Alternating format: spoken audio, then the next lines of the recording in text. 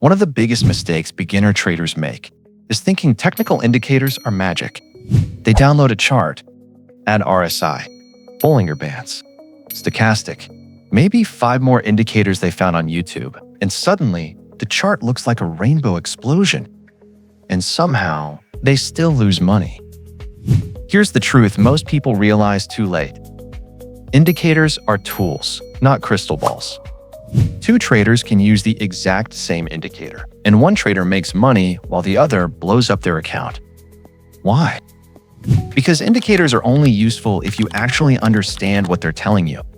So in this video, I want to show you the 4 most important questions you should ask before using any technical indicator. And honestly, learning this early can save beginner traders months of confusion. Every beginner goes through this phase. You keep searching for the perfect indicator, the one indicator that never loses, the one that tells you exactly when to buy and sell. But after spending years around trading communities, you realize something important. There is no holy grail indicator. And actually, that's a good thing. Because trading isn't about finding one magical tool. It's about learning how to use tools properly. Think about it like cooking. A professional chef and a college student might both own the exact same frying pan, but one of them creates a perfect meal, while the other burns instant noodles. Trading indicators work the same way. The tool matters, but the person using the tool matters even more. Question number 1.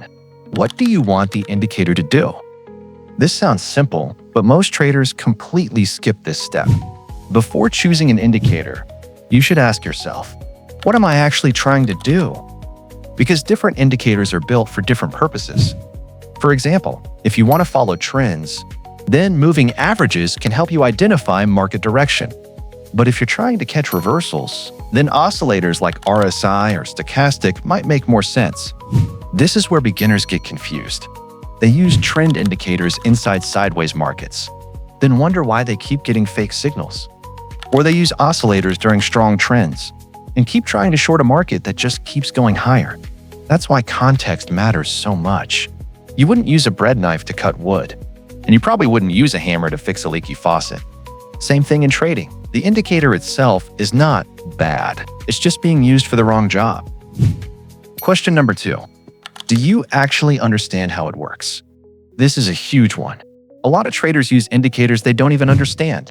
They just wait for lines to cross, then press buy. But if you don't understand what an indicator is measuring, you'll never fully trust its signals. Now don't worry, you do not need to memorize complicated formulas. Nobody's expecting you to tattoo RSI calculations on your arm, but you should understand basic things like what price data the indicator uses, whether it reacts fast or slow, whether it's leading or lagging, and what it's actually measuring. For example, moving averages are lagging indicators. They confirm what already happened. RSI measures momentum. Bollinger Bands measure volatility. MACD focuses on trend strength and momentum. Once you understand this, indicators suddenly become much easier to use. Because now you're not blindly following colors and lines anymore. You actually understand the story the indicator is trying to tell. Question number 3. When does the indicator fail? This is probably the most important part of the entire video. Every indicator fails sometimes. Every single one.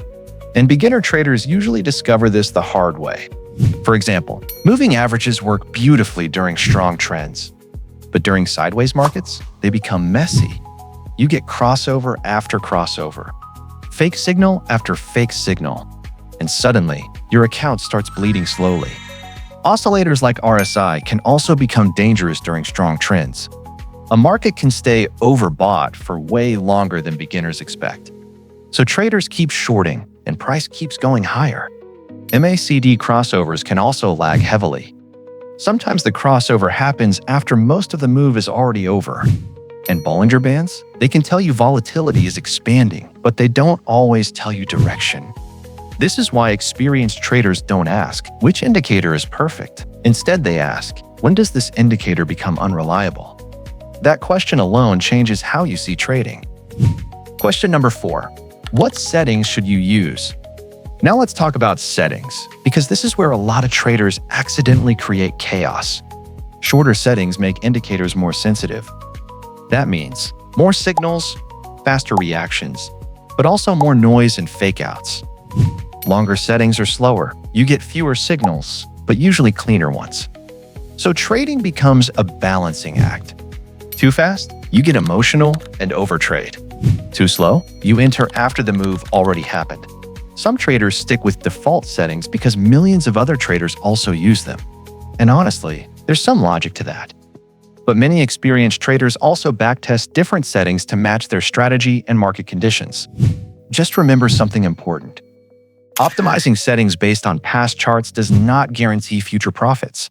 The market constantly changes. That's why flexibility matters. The biggest mistake beginner traders make is blindly following indicators without understanding them. Indicators should support your decision-making, not replace your brain. And this is something many profitable traders eventually realize.